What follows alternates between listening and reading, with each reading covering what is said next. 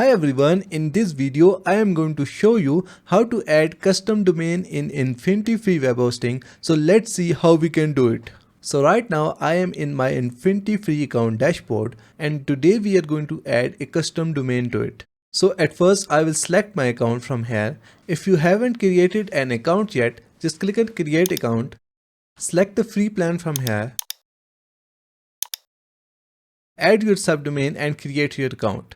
As I have already created an account, so I will use the previous one. So click on accounts. So I will select my first account from here. And now from the top, I am going to select add domain. Now we will select add custom domain. Now we need to add our domain name. So I have purchased my domain name from Hostinger. So I will log into my Hostinger H panel, click on domains and then domains portfolio. So here is my domain. So I am going to copy it from here. Go back to Infinityfree and paste it here. After that, I am going to click on verify domain from here. And now we need to verify our domain that we own this domain. We can verify our domain with the help of two methods. The first one is name server method and the second one is CNAME validation.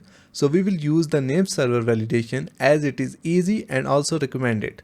So we need to change the Hostinger name servers with Infinityfree name servers. So these are the current name servers and these are the name servers that we need to add. So to change the name servers of our Hostinger domain, we will go back to our Hostinger domain portfolio and select our domain from here. Now we will select DNS/name servers from here. Click on change name servers.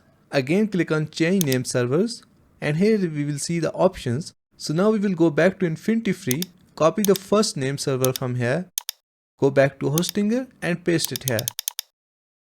Again go back to Infinityfree, copy the second one and paste it here.